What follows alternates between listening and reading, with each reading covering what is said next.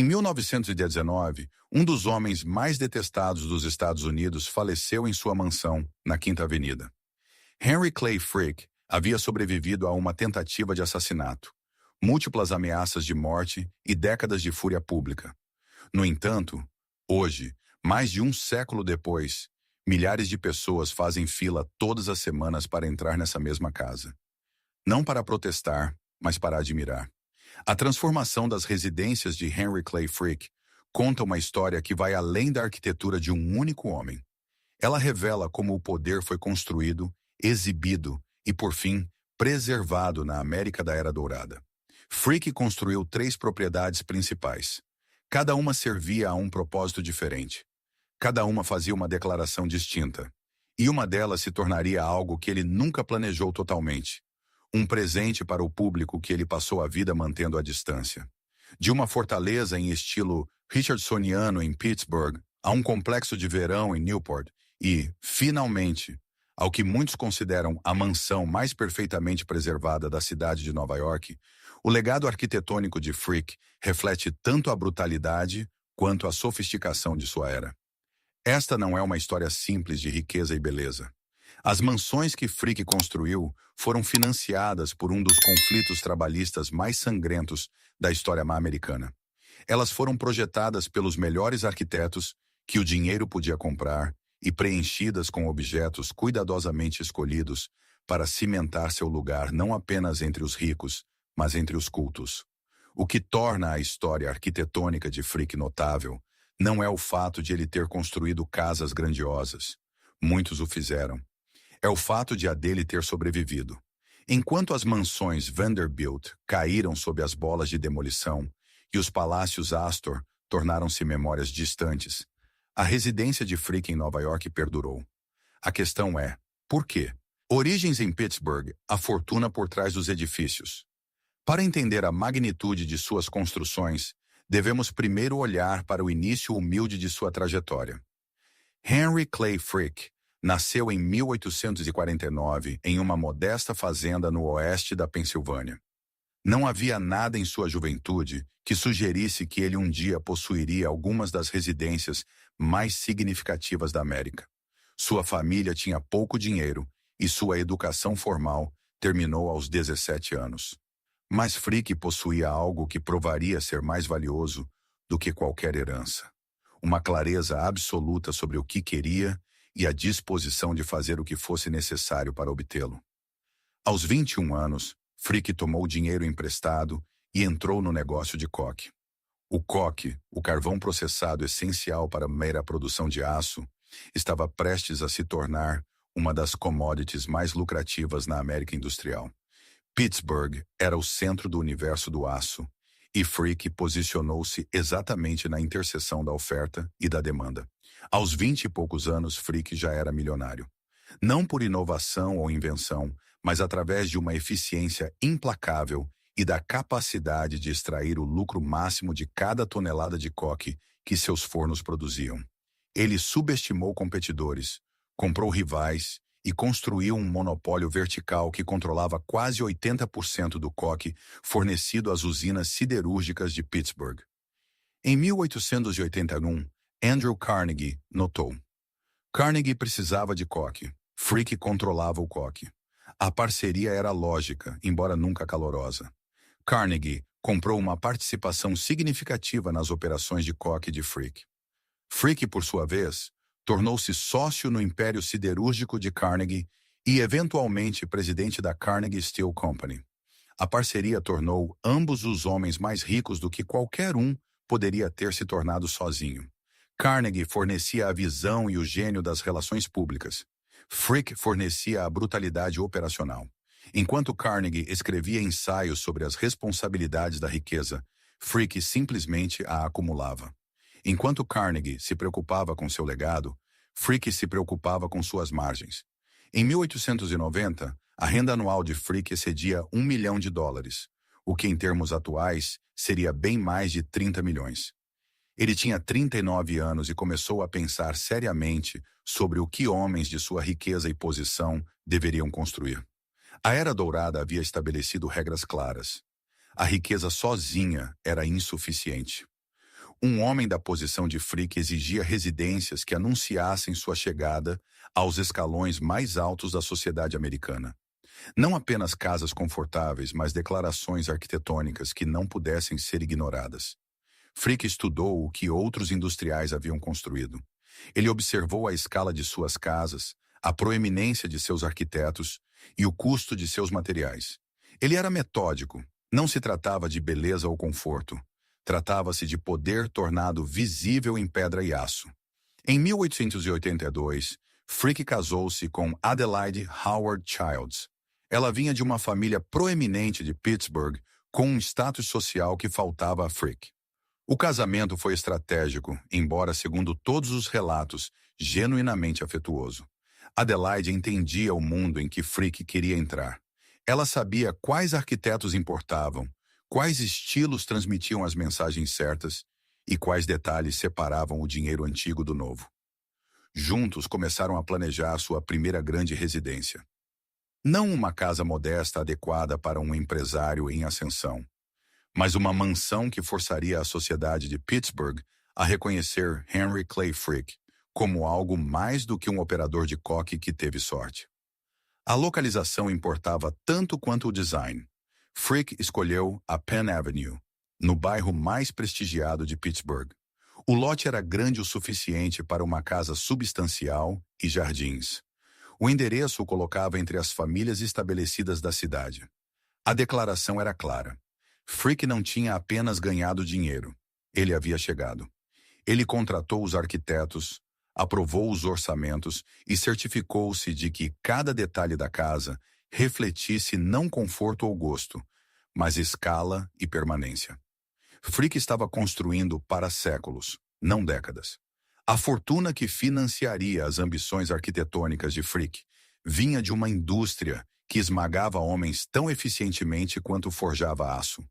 Os fornos de coque que geravam sua riqueza operavam 24 horas por dia em condições que matavam trabalhadores com uma regularidade perturbadora. As usinas siderúrgicas que compravam seu coque pagavam salários que mantinham as famílias perpetuamente no limite da sobrevivência. Frick não se desculpava por isso. Ele via isso como o custo necessário do progresso. Os fortes sobreviviam, os fracos não. E os fortes construíam casas que permaneceriam muito tempo depois que todos os outros fossem esquecidos. No início da década de 1890, a riqueza de Frick atingira o nível em que ele podia pensar além de Pittsburgh. A cidade lhe dera sua fortuna, mas não podia lhe dar a validação social que ele desejava cada vez mais.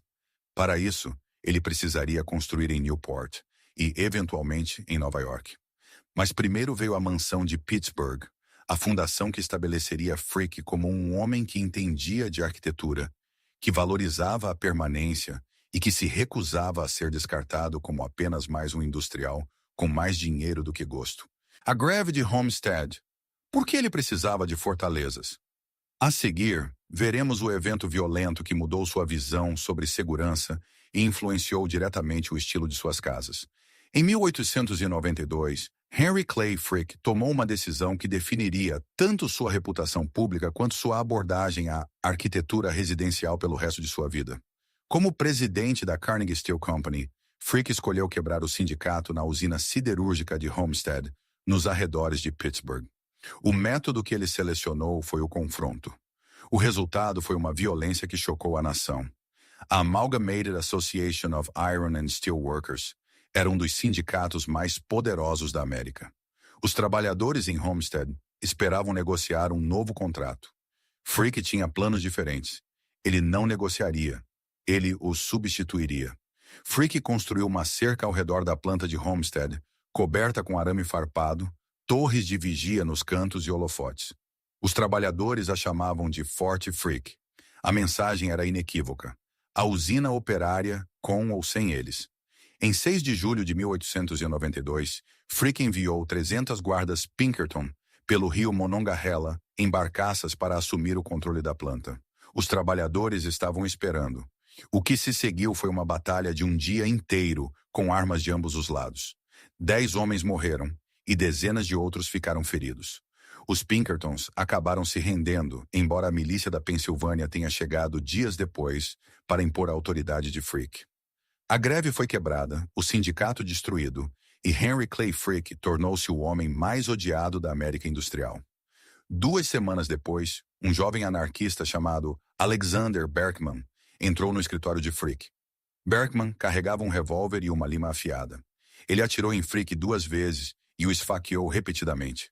Frick lutou e, com a ajuda de outros no escritório, Berkman foi subjugado.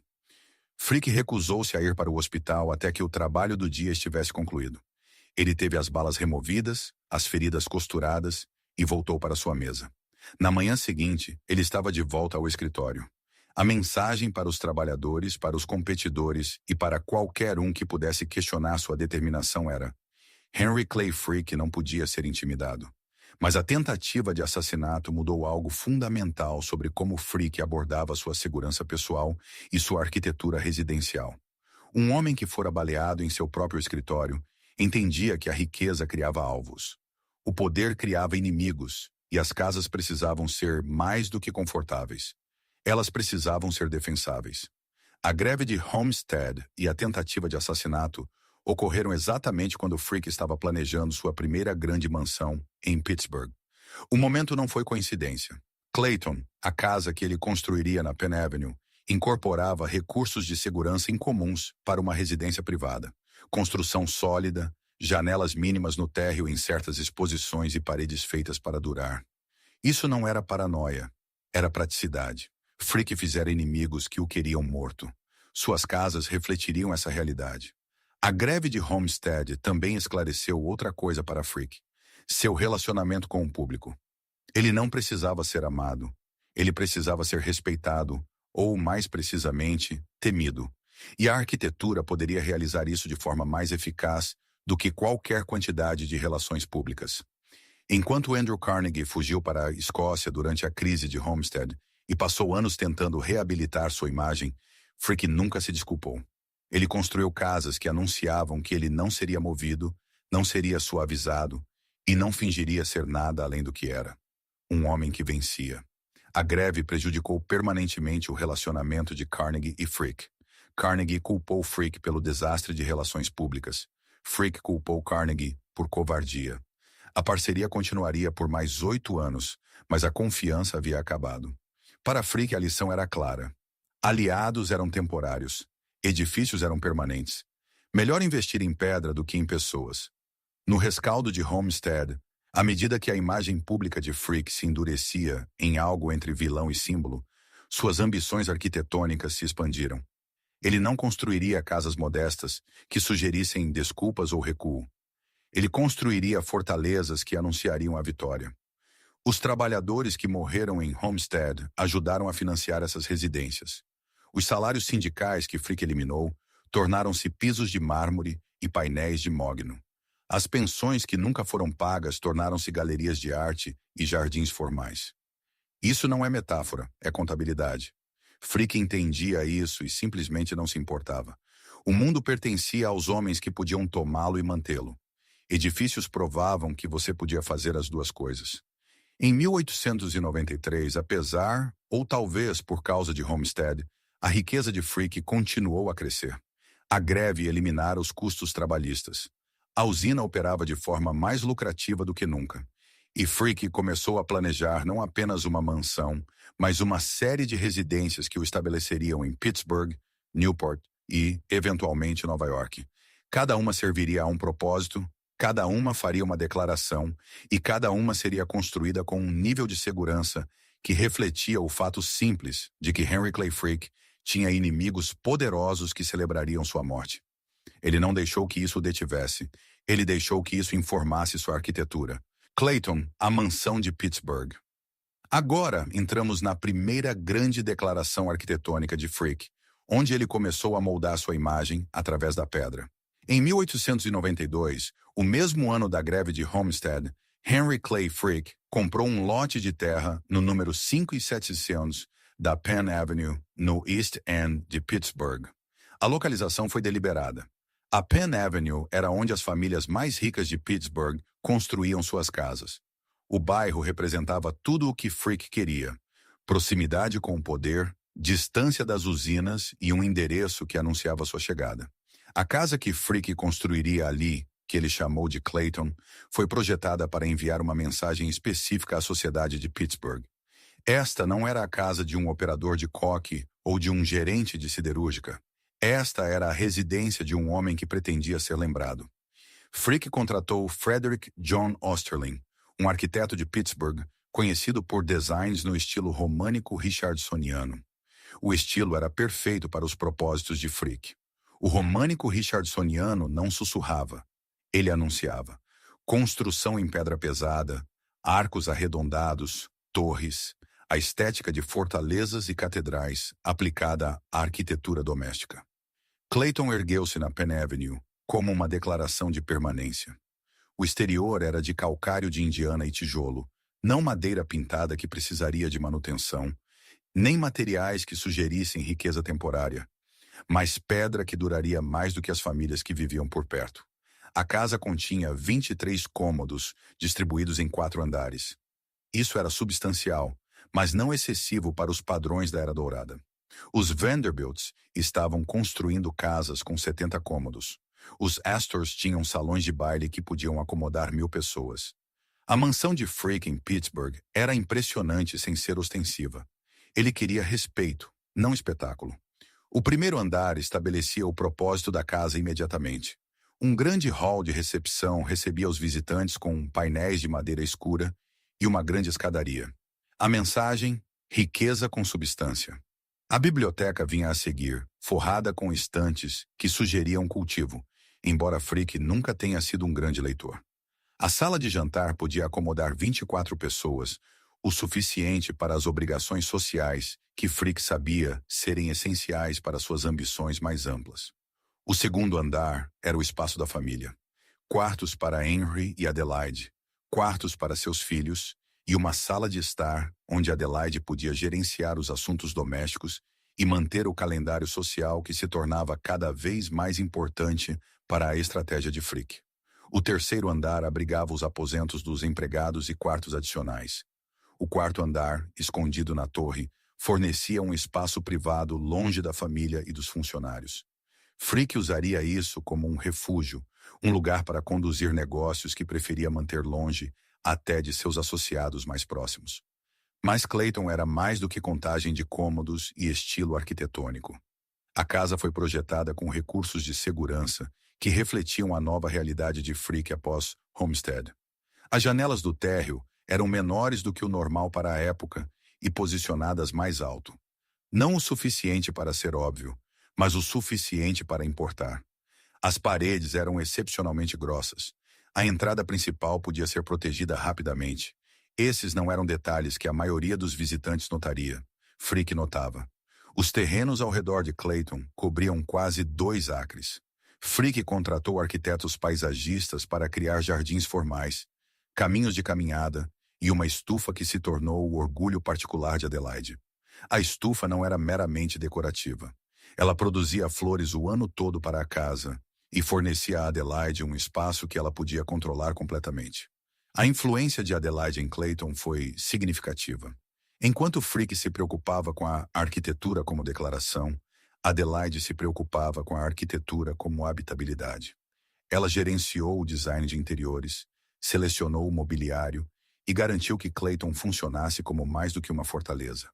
Esta era a casa deles. Seus filhos cresceriam aqui. A casa precisava funcionar. Frick e Adelaide tiveram 4 filhos, embora apenas 2 tenham sobrevivido até a idade adulta. Martha, sua filha mais velha, morreu em 1891 aos 6 anos, o que devastou Adelaide. Henry Clay Frick Jr. morreu em 1898 aos 4 anos. As perdas marcaram ambos os pais permanentemente e deram aos espaços domésticos de Clayton uma melancolia que contrastava com sua grandeza pública. A casa tornou-se um lugar tanto de performance social quanto de luto privado. Frick entretinha associados de negócios nas salas de recepção do primeiro andar, enquanto os andares superiores guardavam memórias de crianças que nunca cresceriam. Esta dualidade, a fachada pública e a dor privada, definiu Clayton de maneiras que nenhuma descrição arquitetônica poderia capturar. Em 1895, Clayton estava concluída. O custo excedeu $500 mil, o equivalente a cerca de 17 milhões hoje. Para Pittsburgh, este era um investimento substancial. Para Frick, era apenas o começo. Clayton estabeleceu Frick como um patrono arquitetônico sério. A casa demonstrou que ele entendia de construção de qualidade, design apropriado e a importância da localização. A sociedade de Pittsburgh não podia descartá-lo como novo rico sem cultura. A casa não permitiria. Mas Clayton também revelou as limitações de Frick. Pittsburgh, não importa quão rico ele se tornasse lá, sempre o veria como o homem que quebrou Homestead. A tentativa de assassinato ocorrera em um escritório de Pittsburgh. A greve fora noticiada nos jornais de Pittsburgh. Nenhuma sofisticação arquitetônica poderia apagar isso. Frick começou a entender que, se quisesse ser lembrado como algo além de um destruidor de greves, precisaria construir além de Pittsburgh. Ele precisava de residências em lugares onde sua reputação pudesse ser escrita do zero, onde a arquitetura e a arte pudessem defini-lo antes que a história o fizesse. Newport era o próximo passo lógico. Todo grande industrial mantinha uma residência de verão lá. A concentração de riqueza da Era Dourada em uma pequena cidade de Rhode Island tornava-a essencial para qualquer pessoa com ambições sociais sérias.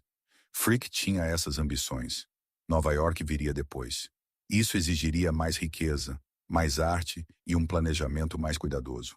Mas Newport poderia acontecer agora. Clayton serviu ao seu propósito. Deu a Frick uma base em Pittsburgh, provou que ele podia encomendar arquitetura significativa e ensinou-lhe o que ele queria em sua próxima residência. Mais privacidade, mais segurança e mais controle sobre quem entrava em seu espaço e sob quais condições. Pittsburgh dera a Frick sua fortuna. Clayton dera-lhe sua primeira declaração arquitetônica. Mas nenhum dos dois podia dar-lhe o que ele desejava cada vez mais. Um lugar onde seu passado não o seguisse por cada porta. Ele construiria esse lugar em Newport, e depois disso, em Nova York. Eagle Rock, a propriedade de Newport. Mudando-se para o refúgio de verão da elite, exploramos sua expansão social e a busca por aceitação. Em 1899, Henry Clay Frick pagou $295 mil por uma propriedade em Newport, Rhode Island. A localização era Pride's Crossing, uma área nos arredores do distrito de mansões mais concentrado de Newport.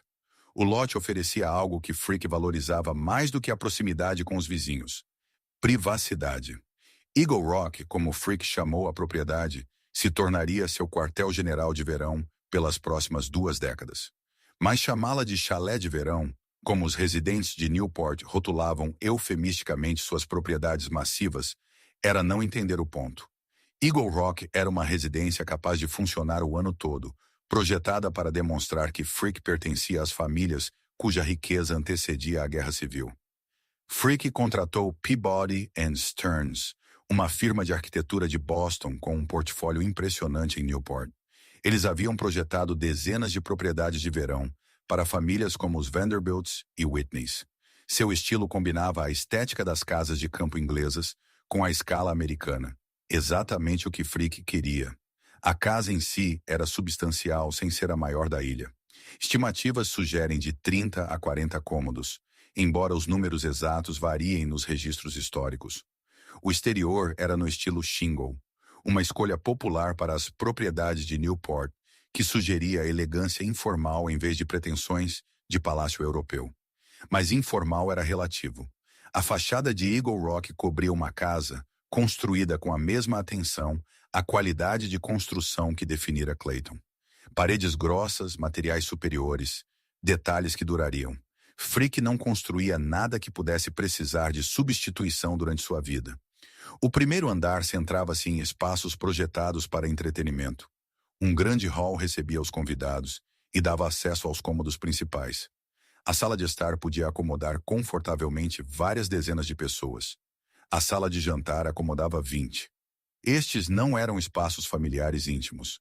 Eram salas construídas para a performance social exigida de qualquer pessoa que quisesse importar em Newport. A biblioteca de Frick em Eagle Rock recebeu atenção especial. Ao contrário da biblioteca de Clayton, que era mais para exibição do que função, a biblioteca de Newport tornou-se um espaço de trabalho onde Frick conduzia negócios durante os meses de verão. O acesso ao telégrafo o mantinha conectado a Pittsburgh e Nova York. O design da sala equilibrava o conforto com a formalidade esperada de um colecionador sério. A influência de Adelaide em Eagle Rock foi ainda mais pronunciada do que em Clayton. Ela gerenciava a casa, dirigia os funcionários e orquestrava o calendário social que justificava a existência da propriedade. A sociedade de Newport operava sob regras rígidas. Adelaide entendia essas regras melhor do que Henry jamais entenderia. Sua fluência no protocolo social tornava Eagle Rock funcional de maneiras que a arquitetura sozinha não conseguiria alcançar. Os terrenos em Eagle Rock excediam 10 acres.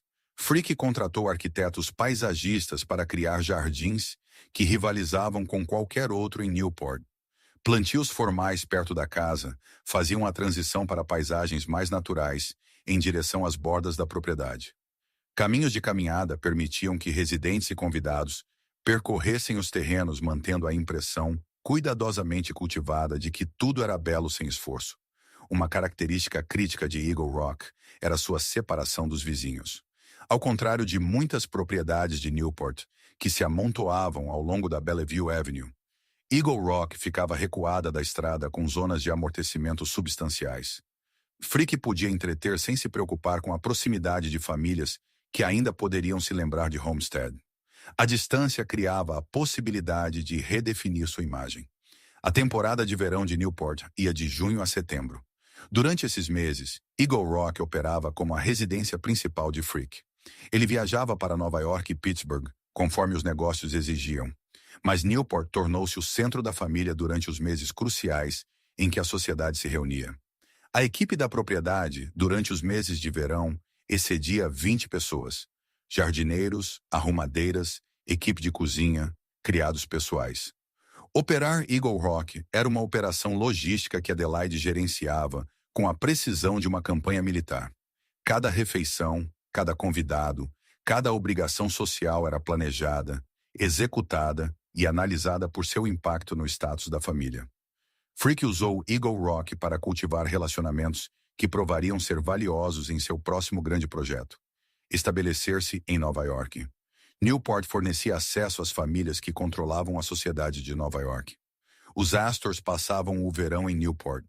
Os Vanderbilts mantinham múltiplas propriedades lá. Encontrar essas famílias em terreno neutro, longe das reputações industriais que seguiam homens como Frick, criava oportunidades que não existiriam em Pittsburgh. Mas Newport também revelou os limites das ambições sociais de Frick. Ele era bem-vindo em certos eventos e excluído de outros. Famílias de dinheiro antigo aceitavam sua presença sem lhe conceder a adesão total ao seu mundo. Sua fortuna era muito nova, sua reputação muito violenta, e nenhuma sofisticação arquitetônica poderia apagar isso completamente. Frick começou a entender que Newport era um degrau, não um destino. As famílias que mais importavam passavam os invernos em Nova York. Era lá que o poder se concentrava quando o tempo esfriava. Era lá que Frick precisava se estabelecer permanentemente. Eagle Rock serviu a outro propósito além do posicionamento social. A propriedade deu aos filhos sobreviventes de Frick, Helen e Childs um lugar para passar os verões longe da fuligem industrial de Pittsburgh. Ambos os filhos desenvolveram laços com Newport que durariam por toda a vida. Helen, em particular, permaneceria conectada a Eagle Rock após a morte de seu pai. A arquitetura da propriedade refletia as lições que Frick aprendera em Clayton. A segurança continuava importante, mas menos óbvia. O layout fornecia uma separação clara entre espaços públicos e privados, e o design geral enfatizava a qualidade e a permanência sem a aparência de fortaleza que caracterizara sua mansão em Pittsburgh. Durante os 18 anos em que Frick possuiu Eagle Rock, Newport evoluiu de uma coleção de chalés de verão para uma competição de excessos arquitetônicos. The Breakers, Marble House, Rosecliff. Cada nova mansão aumentava as apostas. Frick observou essa evolução com interesse, mas não participou da escalada. Eagle Rock era suficiente para seus propósitos. Suas verdadeiras ambições arquitetônicas estavam se concentrando em outro lugar. Em 1910, Frick passava menos tempo em Eagle Rock. Os negócios o mantinham em Nova York com mais frequência. Sua coleção de arte estava crescendo além do que a casa de Newport podia exibir adequadamente. E ele começava a planejar o que se tornaria sua declaração arquitetônica definitiva. Uma residência em Manhattan que serviria tanto como lar quanto como galeria. Eagle Rock cumprira o que Frick precisava. Estabeleceu-o na sociedade de Newport, forneceu uma base de verão por 2 décadas e ensinou-lhe o que ele queria em sua mansão de Nova York.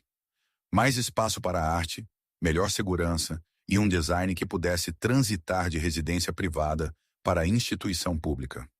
Em 1917, Frick vendeu Eagle Rock. A propriedade servira ao seu propósito. Ele estava pronto para se concentrar inteiramente em sua mansão na Quinta Avenida e no legado que ela criaria. Newport fora à prática. Nova York seria permanente.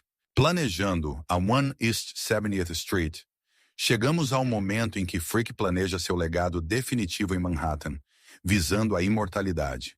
Em 1912, Henry Clay Frick decidira que seu legado arquitetônico seria escrito na cidade de Nova York. Ele tinha 63 anos. Sua fortuna excedia 100 milhões de dólares e ele queria construir algo que durasse mais do que cada estrutura temporária que os Vanderbilts e Astors haviam erguido. Frick vinha considerando uma grande residência em Nova York por quase uma década. Ele alugara mansões na Quinta Avenida enquanto procurava a propriedade certa. A localização importava enormemente. O endereço precisava anunciar importância, ao mesmo tempo em que fornecia terreno suficiente para a escala de casa que Frick imaginava. Em 1913, Frick comprou toda a frente do quarteirão na Quinta Avenida entre as ruas 71 e 72. A propriedade ficava de frente para o Central Park. O lote era enorme para os padrões de Manhattan. 150 pés na Quinta Avenida e 200 pés de profundidade. O custo foi de $2.450 mil, o equivalente a cerca de 75 milhões hoje, apenas pelo terreno. A localização era perfeita, longe o suficiente da parte baixa para evitar a invasão comercial que já estava destruindo as mansões anteriores da Quinta Avenida. Perto o suficiente da riqueza estabelecida das ruas 60 e 70 para importar socialmente, e diretamente em frente ao Central Park, o que significava que as vistas para o sul nunca poderiam ser bloqueadas por construções futuras. Frick sabia exatamente o que não queria. Ele não queria um castelo francês como as casas Vanderbilt, que já pareciam datadas. Ele não queria uma exibição ostensiva que seria descartada como excesso de novo rico. E não queria nada que não pudesse ser convertido eventualmente em uma instituição pública. Este último ponto era crítico. Frick vinha pensando em legado em termos cada vez mais específicos. Andrew Carnegie estava passando seus últimos anos doando sua fortuna e construindo bibliotecas com seu nome. Frick observara isso com interesse, mas seu ego exigia algo diferente. Não seu nome em 100 edifícios, mas seu nome em um edifício perfeito. A mansão na Rua 70 seria projetada desde o início para se tornar um museu após sua morte. Não imediatamente. Adelaide viveria lá enquanto quisesse, mas eventualmente a casa abriria ao público. Frick seria lembrado não como o homem que quebrou Homestead, mas como o homem que deu a Nova York uma de suas maiores instituições culturais. Para que essa visão funcionasse, a arquitetura tinha que ser excepcional. Qualidade de museu em cada detalhe, construída para durar séculos, não décadas, e projetada com flexibilidade suficiente para que a conversão de residência em galeria pública fosse perfeita. Frick entrevistou várias firmas de arquitetura antes de selecionar Carrere & Hastings. A firma havia projetado a Biblioteca Pública de Nova York, um dos edifícios Beaux-Arts mais aclamados da América. Sua reputação era exatamente o que Frick precisava. Séria, clássica, permanente. Thomas Hastings assumiu a liderança no projeto Frick. Hastings entendeu imediatamente o que Frick queria. Uma residência que parecesse que sempre existira e sempre existiria. Sem modismos arquitetônicos, sem detalhes que datariam o edifício. Puro classicismo Beaux-Arts, executado no mais alto nível. O processo de design levou mais de um ano. Hastings propôs uma mansão de calcário, no estilo neoclássico francês, com 3 andares visíveis da rua e um quarto andar recuado atrás de uma balaustrada. As proporções foram cuidadosamente calculadas para equilibrar a monumentalidade com a escala residencial. Esta era uma casa, não um edifício governamental. A distinção importava. Frick insistiu em certas características. Uma galeria de pinturas que pudesse exibir sua coleção de arte adequadamente. Uma biblioteca que funcionaria tanto como refúgio privado, quanto como sala de leitura pública após sua morte. Um pátio de jardim que traria luz natural para o centro do edifício, e segurança em toda parte que fosse sofisticada, mas invisível. O orçamento era essencialmente ilimitado. Frick disse a Hastings para projetar o edifício corretamente, e o custo viria depois. Estimativas finais sugeriram que a construção excederia 5 milhões de dólares, o equivalente a cerca de 150 milhões hoje. Frick aprovou sem hesitação. Mas construir na Quinta Avenida em 1913 exigia mais do que dinheiro e arquitetos.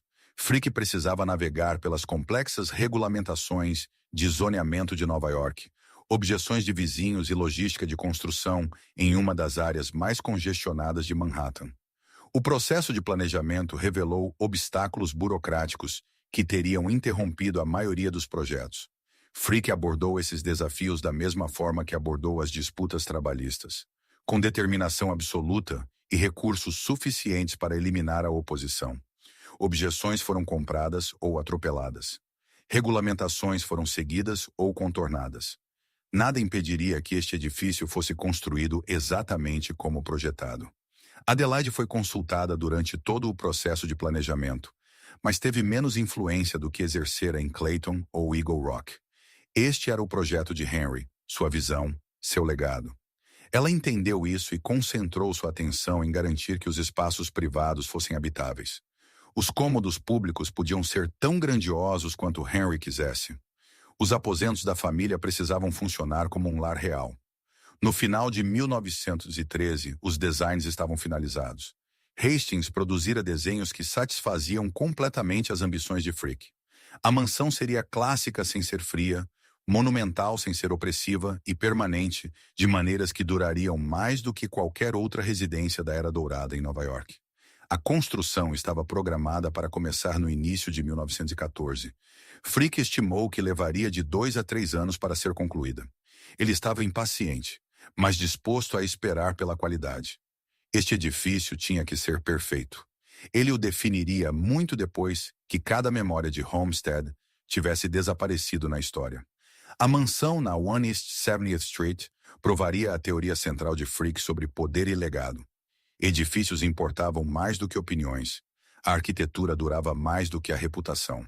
E se você construísse algo belo o suficiente, eventualmente as pessoas esqueceriam por que o odiavam. Ele estava apostando tudo nessa suposição. Construindo a mansão da Quinta Avenida, uma declaração arquitetônica.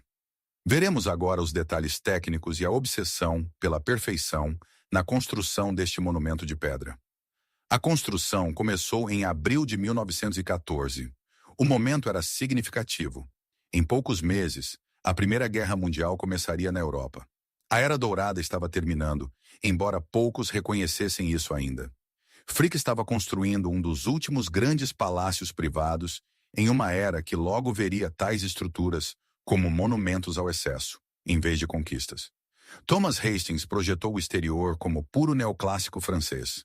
O calcário de Indiana, o mesmo material que revestira Clayton, formava a fachada. Mas aqui, o calcário foi usado com uma sofisticação que Pittsburgh nunca vira. Cada bloco foi cortado com especificações precisas. Cada junta era invisível. O efeito era um edifício que parecia esculpido em uma única peça de pedra, em vez de montado a partir de milhares. As proporções eram extraordinárias. A mansão estendia-se por 140 pés ao longo da Quinta Avenida, com 76 pés de profundidade, 3 andares principais, além de um quarto andar recuado atrás de uma balaustrada de pedra. A altura foi calculada para equilibrar presença com elegância, alta o suficiente para comandar a tensão, contida o suficiente para evitar o excesso de castelo das mansões Vanderbilt apenas alguns quarteirões ao sul. A entrada ficava precisamente no centro da fachada da Quinta Avenida, uma única porta ladeada por colunas e encimada por um frontão de calcário esculpido.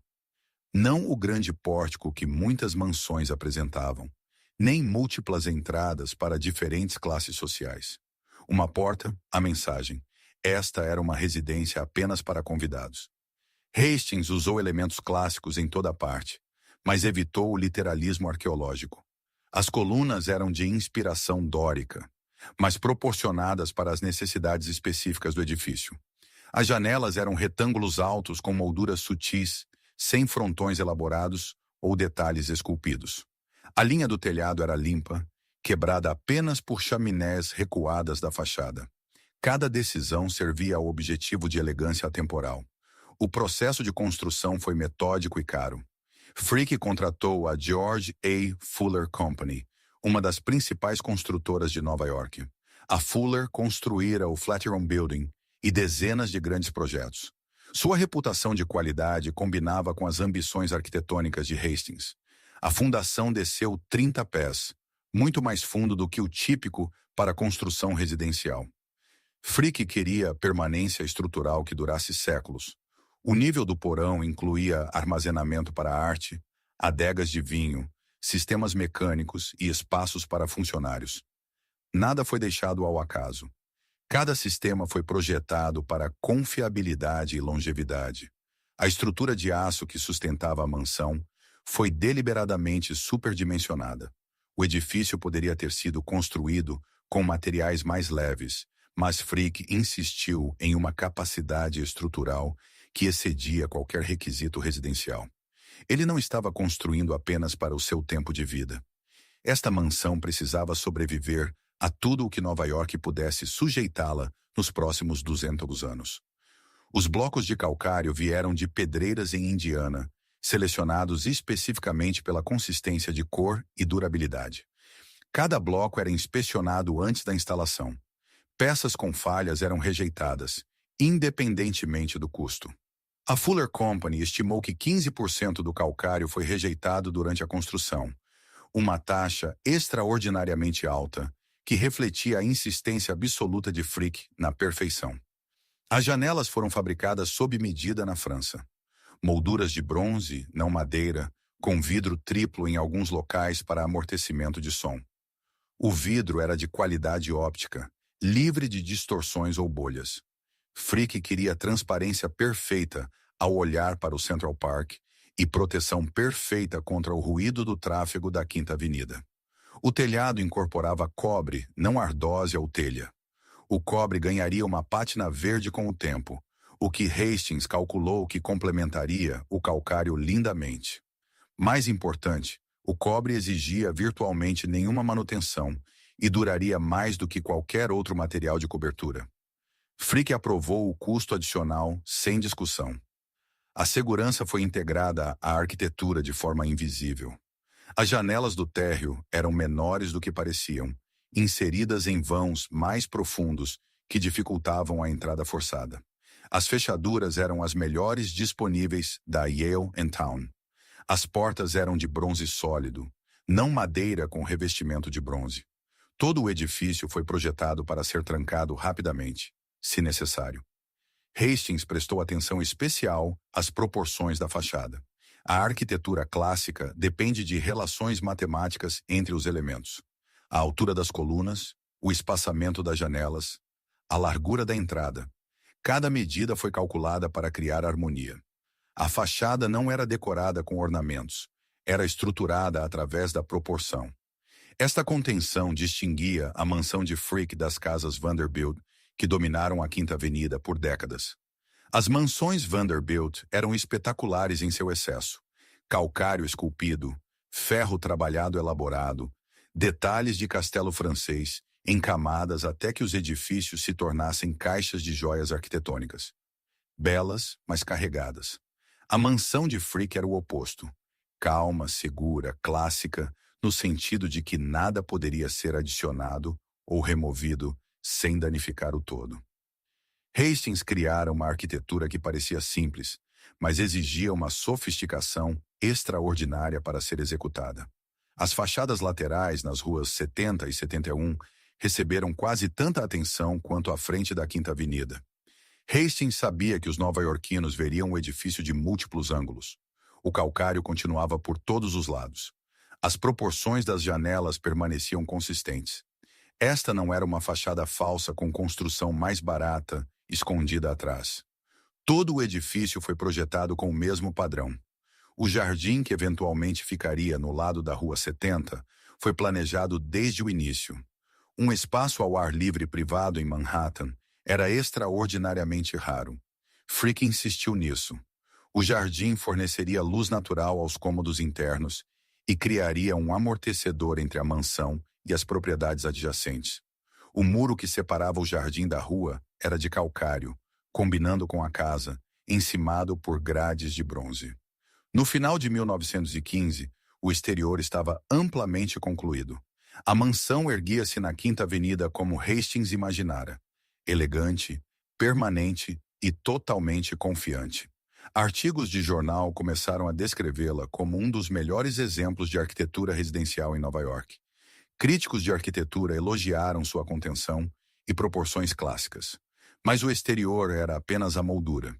O interior levaria mais 2 anos para ser concluído, e era lá que as verdadeiras ambições de Frick ficariam claras.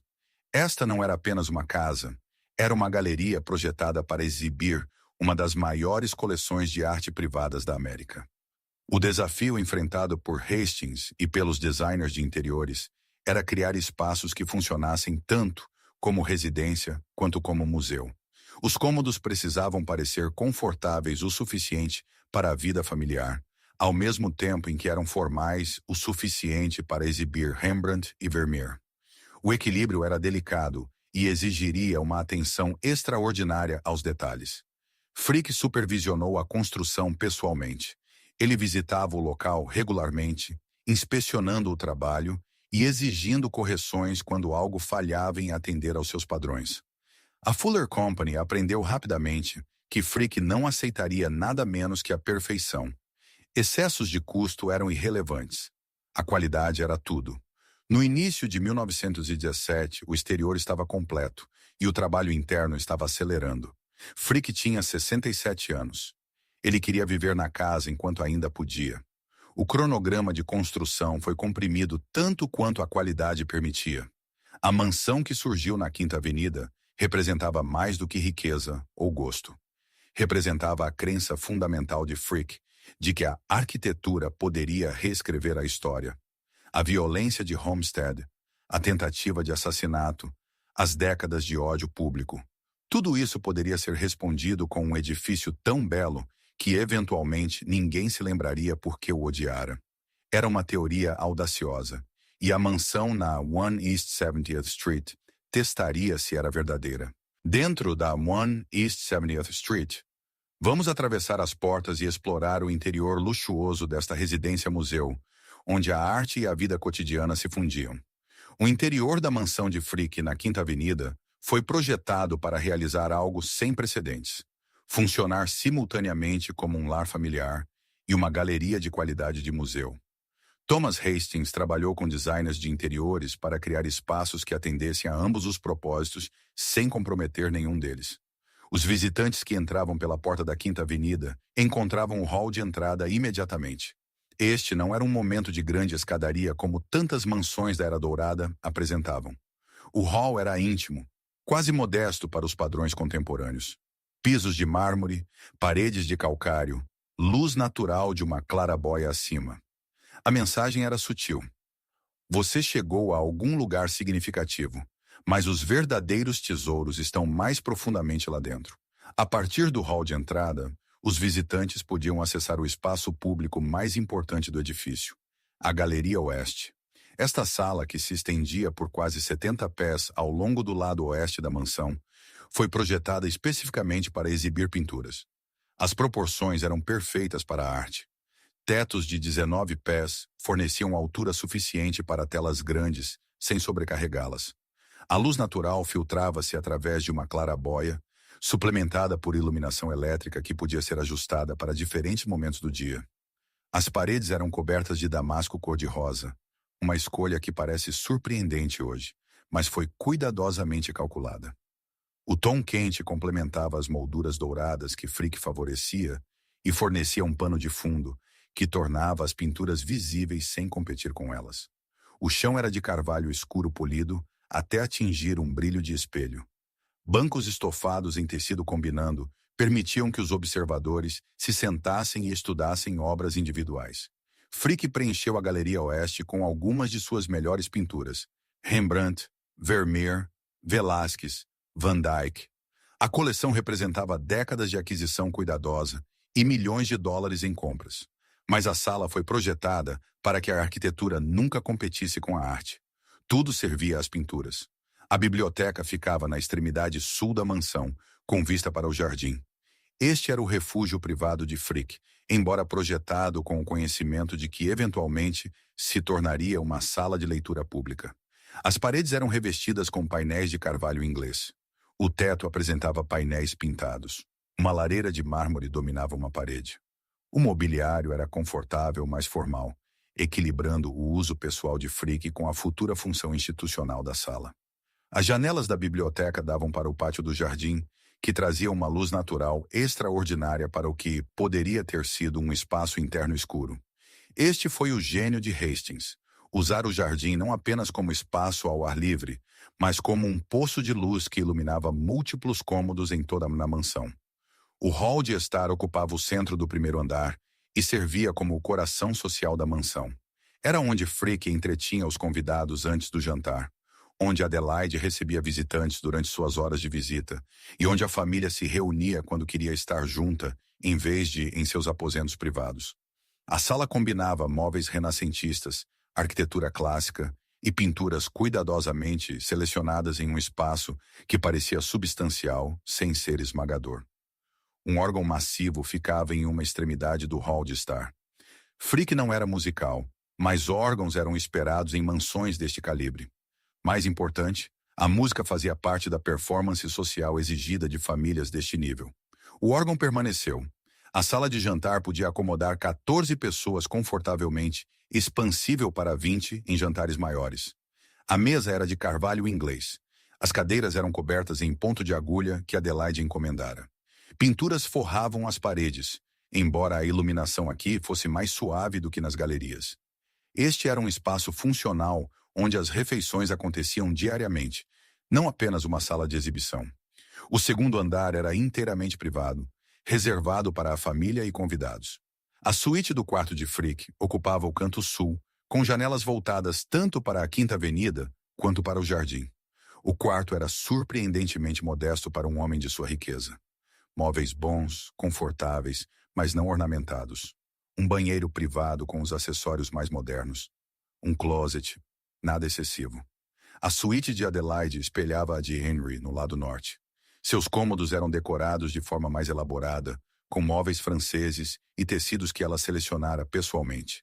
Ela tinha uma sala de estar privada, onde gerenciava os assuntos domésticos e mantinha o calendário social que se tornara menos importante à medida que envelheciam, mas ainda exigia atenção. Quartos de hóspedes preenchiam o restante do segundo andar. Cada um era decorado individualmente, mas mantinha a estética geral da mansão de elegância silenciosa. Eram quartos confortáveis projetados para visitas prolongadas da família e dos pouquíssimos amigos que Frick confiava o suficiente para convidar para seus espaços privados. O terceiro andar abrigava quartos de hóspedes adicionais e aposentos para criados pessoais. A separação era absoluta. Os funcionários viviam e trabalhavam na casa, mas ocupavam espaços cuidadosamente segregados das áreas da família.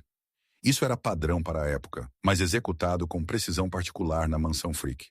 O quarto andar, recuado atrás da balaustrada da fachada, continha sistemas mecânicos, armazenamento adicional e espaços que poderiam ser reaproveitados conforme as necessidades da mansão evoluíssem. Frick aprendera com Clayton e Eagle Rock que os edifícios precisavam de flexibilidade. O quarto andar fornecia opções, mas o espaço interior mais extraordinário da mansão era o pátio do jardim, embora não fosse concluído até depois da morte de Frick. Hastings o projetara desde o início como um pátio coberto que eventualmente seria fechado com vidro. O espaço traria luz natural para as profundezas do centro do edifício, criando um jardim interno visível de múltiplos cômodos. Os pisos em toda a mansão eram de mármore ou madeira escura, dependendo da função do cômodo. Espaços de galeria receberam mármore pela durabilidade e acústica. Espaços privados receberam madeira pelo calor. Cada escolha de material servia a um propósito específico. As paredes variavam por cômodo, mas mantinham consistência na qualidade.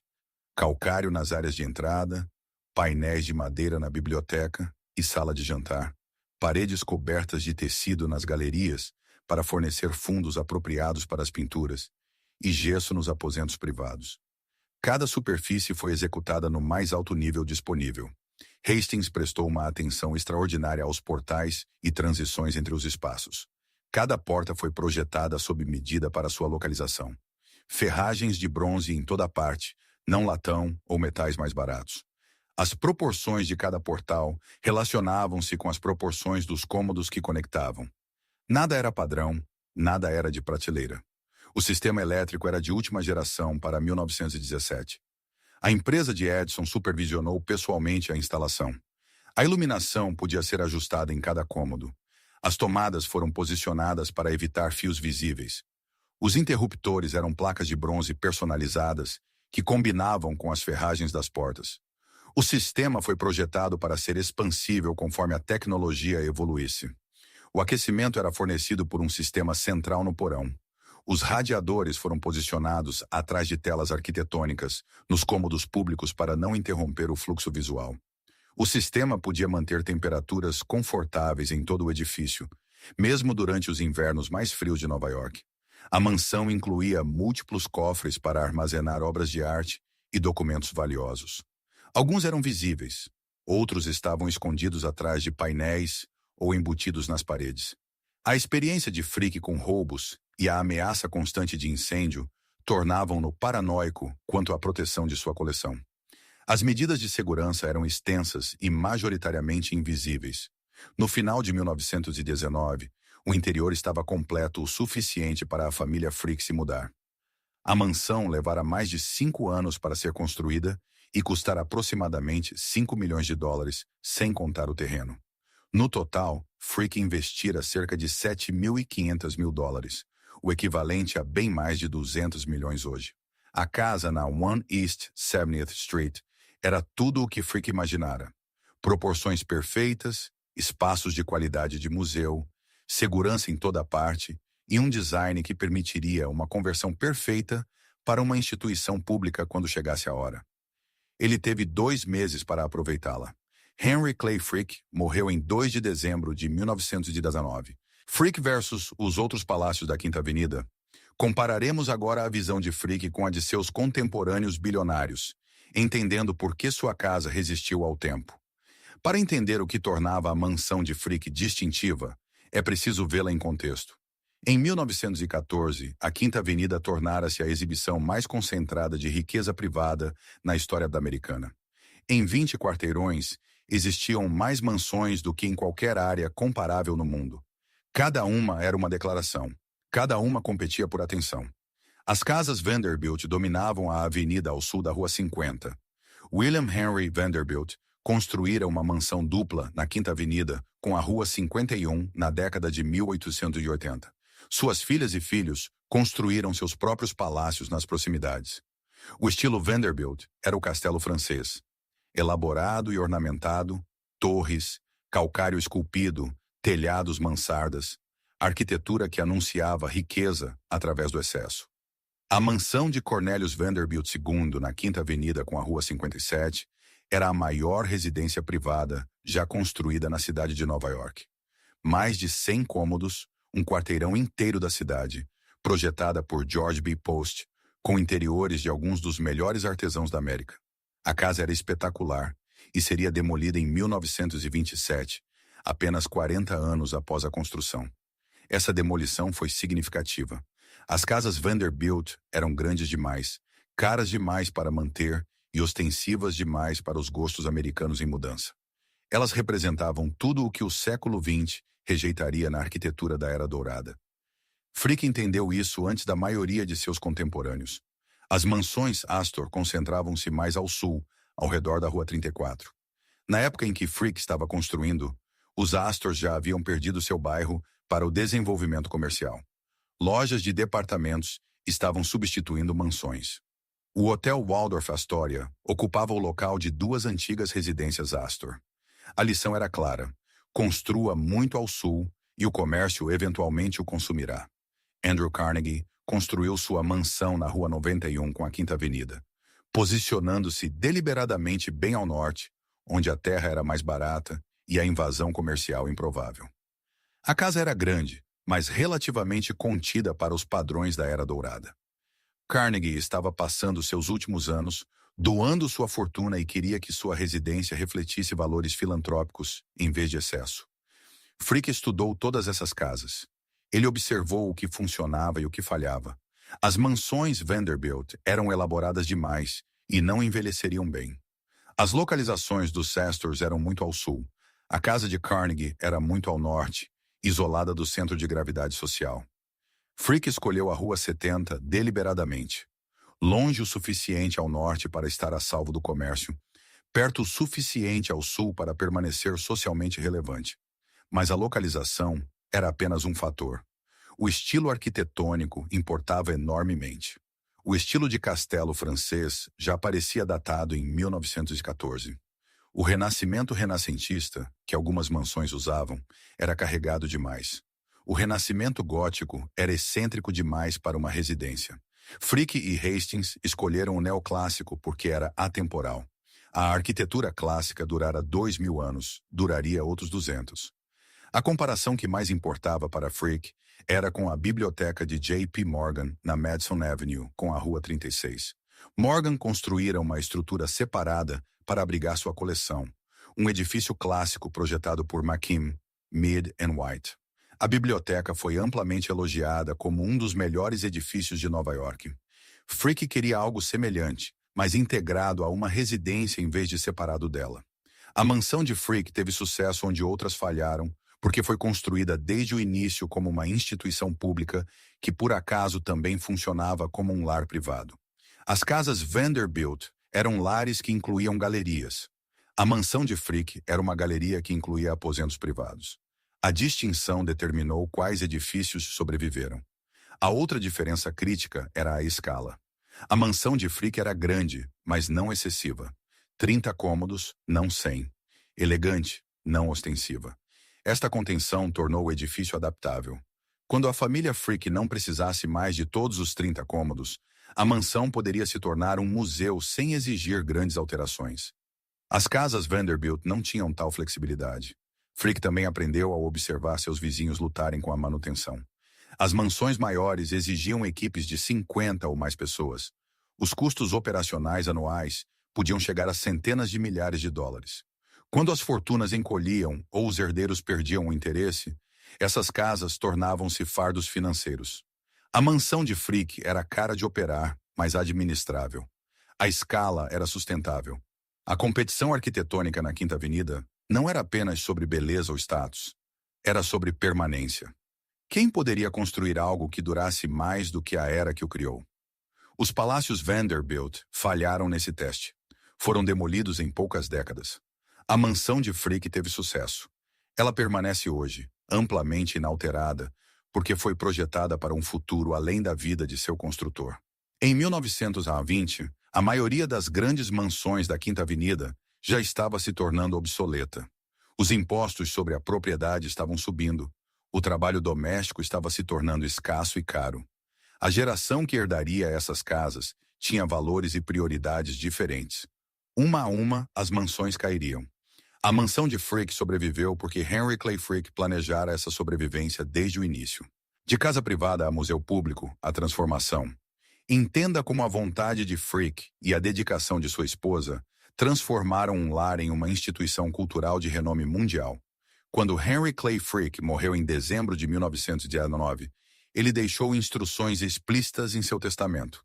A mansão na One East 70th Street se tornaria eventualmente um museu público, mas não imediatamente.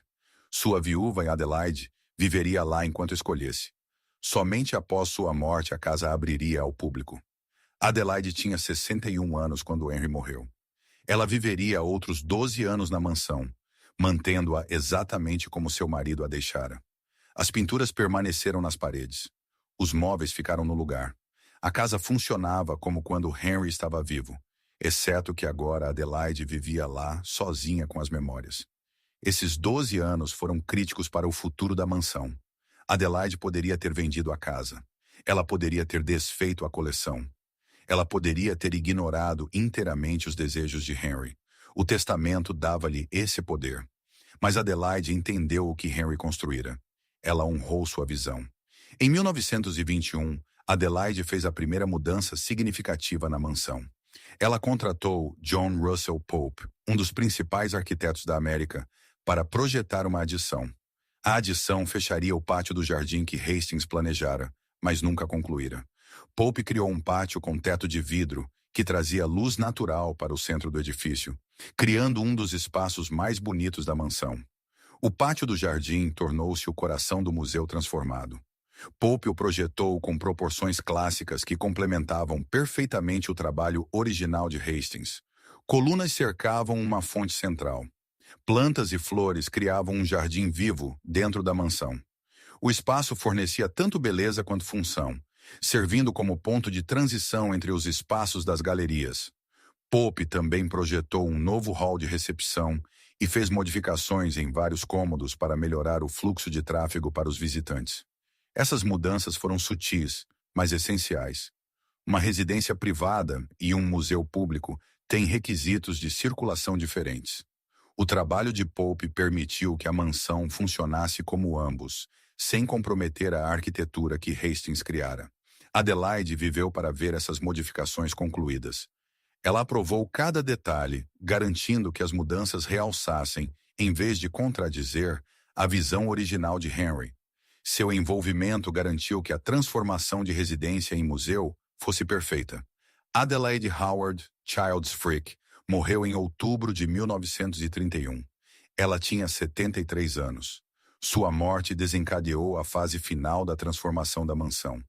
A coleção Frick, como seria conhecida, poderia agora abrir ao público. Os curadores do espólio de Frick enfrentaram desafios enormes.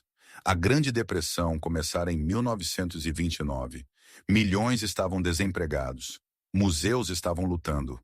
Abrir uma instituição dedicada a exibir os tesouros de um barão ladrão parecia, na melhor das hipóteses, insensível e, na pior, ofensivo. Mas os curadores prosseguiram. O testamento de Frick fornecera uma dotação para sustentar o museu. A dotação era suficiente para cobrir as operações, mesmo durante a Depressão. E havia um reconhecimento crescente de que preservar grandes coleções de arte servia ao bem público, independentemente de como essas coleções haviam sido reunidas. A transformação exigiu mudanças físicas relativamente modestas. Os aposentos privados do segundo andar foram convertidos em escritórios administrativos e armazenamento. As galerias do primeiro andar permaneceram essencialmente inalteradas. O pátio do jardim tornou-se o espaço público central. Espaço de galeria adicional foi criado onde possível sem comprometer o caráter residencial do edifício. A coleção Frick abriu ao público em dezembro de 1935. A entrada era gratuita inicialmente, embora reservas fossem exigidas para controlar o tamanho da multidão. A resposta excedeu as expectativas. Apesar da depressão, apesar da reputação controversa de Frick, milhares queriam ver a coleção e a mansão que a abrigava. O que os visitantes encontraram foi diferente de qualquer outro museu em Nova York. O Metropolitan Museum of Art era enciclopédico e esmagador. O Museu de Arte Moderna, que abriu em 1929, era de vanguarda e desafiador. A coleção Frick era íntima e elegante. Você podia ver toda a coleção em uma única visita. A escala residencial da mansão tornava a grande arte acessível, sem intimidação. O sucesso do Frick demonstrou algo que Henry Clay Frick entendera instintivamente. O contexto importa. As mesmas pinturas que poderiam se perder nas vastas galerias do Metropolitan tornavam-se inesquecíveis quando exibidas nos cômodos íntimos de uma mansão. A arquitetura realçava a arte justificava a arquitetura. Juntas, elas criavam algo que nenhuma das duas poderia alcançar sozinha. Ao longo das décadas seguintes, a coleção Frick tornou-se uma das instituições mais amadas de Nova York. A mansão permaneceu amplamente inalterada, um exemplo perfeitamente preservado da arquitetura residencial da Era Dourada. Os visitantes vinham pelos Vermeer e Rembrandt, mas ficavam pelo edifício em si. Toda a experiência, arte e arquitetura juntas, era o que tornava o Frick único. Modificações adicionais ocorreram ao longo dos anos. Em 1977, o Frick expandiu-se com uma adição projetada por Harry Van Dyke, John Barrington Bailey e G. Frederick Poehler. A adição forneceu mais espaço de galeria, um auditório e instalações melhoradas para os visitantes. Os arquitetos trabalharam cuidadosamente para tornar a nova construção compatível com a mansão original, sem imitá-la. Essas expansões refletiam a evolução do Frick de casa-museu para instituição de arte de classe mundial. Mas o cerne da experiência permanecia a mansão em si, os cômodos onde Henry e Adelaide Frick viveram, as galerias onde Henry exibira sua coleção, o pátio do jardim onde ambos caminharam. O caráter residencial do edifício era seu maior trunfo. Helen Clay Frick, filha de Henry e Adelaide, permaneceu profundamente envolvida com o museu durante toda a sua vida. Ela nunca viveu na mansão após a morte de sua mãe, mas visitava regularmente e mantinha opiniões fortes sobre como ela deveria ser operada. Seu envolvimento garantiu a continuidade entre a visão da família e o desenvolvimento da instituição. A transformação de residência privada em museu público levou 16 anos, desde a morte de Henry até a abertura da coleção. Esse cronograma permitiu um planejamento e execução cuidadosos. O resultado foi um museu que parecia inevitável, como se a mansão sempre tivesse sido destinada a esse propósito, o que claro fora. Henry Clay Frick construíra a 1 East 70th Street com essa transformação em mente. Cada decisão sobre escala, materiais e proporções dos cômodos servia a um propósito duplo. A mansão precisava funcionar como uma residência confortável enquanto ele vivesse e precisava funcionar como um museu depois. O edifício teve sucesso em ambos porque Frick planejara ambos desde o início. Na época em que a coleção Frick abriu, em 1935, a maioria das outras grandes mansões da Quinta Avenida já havia desaparecido ou estava programada para demolição. Os palácios Vanderbilt estavam caindo um a um. A mansão Whitney se tornaria apartamentos. As casas Astor haviam desaparecido décadas antes.